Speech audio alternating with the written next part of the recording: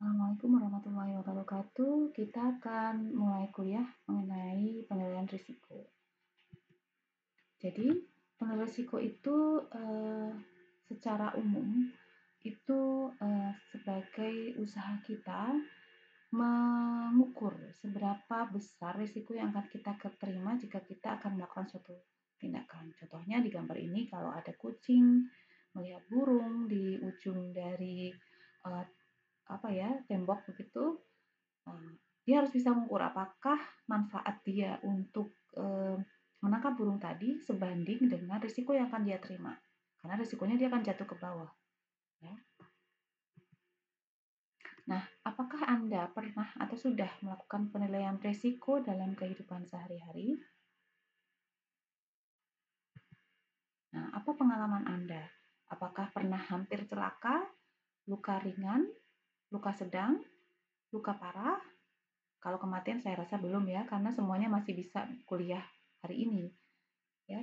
Jadi yang paling banyak kasusnya biasanya adalah hampir celaka ya, misalkan hampir jatuh, hampir terpleset dan lain-lain.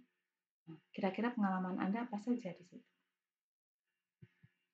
Nah, penilaian risiko, apakah itu? Yaitu penilaian dengan seksama terhadap sesuatu yang membahayakan manusia, juga pengendalian terhadap risiko secara yang signifikan secara terstruktur dan sistematis, juga kajian tentang kesiapan kalau di laboratorium ya, kajian tentang kesiagaan di lab, apa yang mesti dilakukan apabila ada sistem yang gagal atau terganggu, juga apakah kesiapsiagaan sudah cukup atau belum. Siapa saja yang berperan? Kalau di dalam laboratorium, semua berperan, mulai dari manajer atau supervisor, dan siapa yang mendapatkan tugas di area lab harus dapat memastikan bahwa sudah dilakukan dengan benar dan langsung atau didelegasikan. Kemudian principal investigators atau PIs atau peneliti utama, kemudian melibatkan pekerja lain secara langsung, safety officer atau K3L yang ada di dalam lingkungan kerja tersebut, kemudian biosafety officer atau manager. Jadi penilaian risiko itu apa sebenarnya? Yaitu prinsipnya dia adalah hal yang mendasar untuk menghasilkan keselamatan dalam bekerja. Jadi bisa berupa alat untuk merencanakan proyek, bisa suatu kajian seksama di area kerja mengenai apa saja yang dapat membahayakan manusia. Kemudian setelah mengkaji, kita dapat menerapkan kontrol yang sistematis dan terstruktur, juga melakukan kajian terhadap kesiapsiagaan, apakah cukup atau perlu ditingkatkan. Jadi, kalau kita sudah mengkaji risiko, kita bisa melakukan beberapa hal untuk memberikan atau membentuk sistem bekerja yang aman. Apakah kita perlu membuat alat bantu untuk membantu pekerjaan kita sehari-hari, atau kita memerlukan alat pelindung diri yang melindungi kita dari risiko yang dihadapi. Jadi kita akan memahami apa itu bahaya, apa itu risiko. Jadi bahaya atau hazard adalah sumber atau objek yang dapat melukai. Sedangkan risiko adalah kemungkinan kejadian yang terjadi dengan adanya bahaya tadi atau hazard tadi, atau ancaman yang ditimbulkannya dan menimbulkan suatu konsekuensi. Jadi bahaya itu memiliki kemungkinan risiko tertentu. Pajanan atau exposure itu suatu kejadian yang dapat menimbulkan reaksi atau risiko penularan. Hal ini terjadi karena keadaan tertentu. Jadi lebih gampangnya kita terpapar, kita berhubungan langsung dengan bahaya tadi.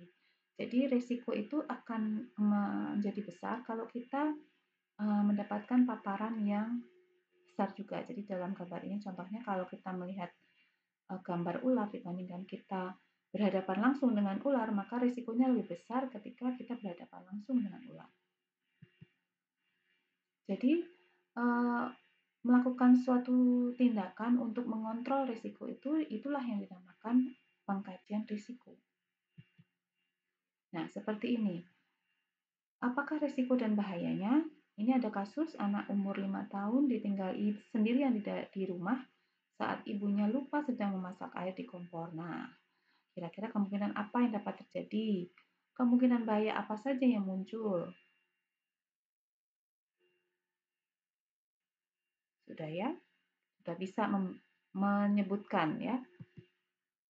Jadi ada satu lagi kasus, kalau kita memperbaiki atap rumah yang bocor, kira-kira apa bahayanya? Apa risikonya? Sudah ya? Oke. Nah, kita juga mengenal risiko relatif. Jadi eh, rasio risiko kalau dia terpapar pada orang banyak dibandingkan dengan secara individu. Jadi risiko relatif. Nah, bagaimana cara kita menilai risiko? Penilaian risiko itu memiliki beberapa tahap. Yang pertama, kita mengidentifikasi bahaya dulu. Kemudian memutuskan apa yang dapat membahayakan dan bagaimana bisa membahayakan. Kemudian yang ketiga, mengevaluasi risiko tadi. Yang keempat, mencatat dan menindaklanjuti penemuan-penemuan yang ada. Yang kelima, selalu mengkaji ulang penilaian tadi dan melakukan modifikasi apabila diperlukan. Kita masuk ke tahap pertama, yaitu identifikasi bahaya. Uh, ada beberapa langkah yang bisa kita lakukan, yaitu cari kegiatan atau situasi yang mungkin dapat menimbulkan bahaya, kemudian lihat secara global atau big picture, artinya bagaimana kalau ini berdampak secara jangka panjang, berdampak pada banyak orang, bukan hanya di lingkungan kerja, tapi ke lingkungan di luar tempat kerja. Perhatikan juga statistik kecelakaan, informasi produk. Ya, kalau kita menggunakan bahan kimia, kita bisa melihat di MSDS, atau kita kalau menggunakan alat bisa memperhatikan manual. Ya. Pengalaman personil yang melakukan observasi atau melihat secara langsung, common sense. Jadi common sense itu tindakan secara naluriah yang biasa kita lakukan. Jadi kalau kita melihat ular misalkan, kita secara common sense akan pergi menjauhi seperti itu. Ke tahap kedua kemudian melihat siapa yang ada di dalam resiko. Jadi mengidentifikasi grup yang ada dalam risiko. Apa ada peneliti, administrasi, teknisi, cleaning service, orang lanjut usia, wanita hamil, dan lain-lain. Kemudian tahap 3, mengevaluasi risiko dan memutuskan tindakan yang harus diambil. Jadi apakah risiko itu menghasilkan konsekuensi apa? Seberapa parah terjadinya? Apa yang dapat kita lakukan untuk mengurangi risiko? Apakah tindakan yang kita lakukan itu dapat ditingkatkan atau tidak? Ya, jadi diukur. Mengukur risiko kita bisa menggunakan matriks ya. Kita bisa membedakan risikonya berdasarkan keparahannya, dampaknya maksudnya ya. Apakah dia risikonya rendah, tinggi maupun menengah. Jadi bisa menggunakan matriks ini. Dan penanganannya didasarkan pada tingkatan tersebut. Dan kita lebih berkonsentrasi untuk menghilangkan risiko itu dari sumbernya. Misalkan seperti ini, kita bisa menilai risikonya apakah sedang, ataukah ringan, ataukah berat atau tinggi. Ya, jadi matriks ini dari yang sebelah kiri itu ada konsekuensinya apakah parah, ringan, menengah, tidak signifikan, atau sama sekali tidak berdampak.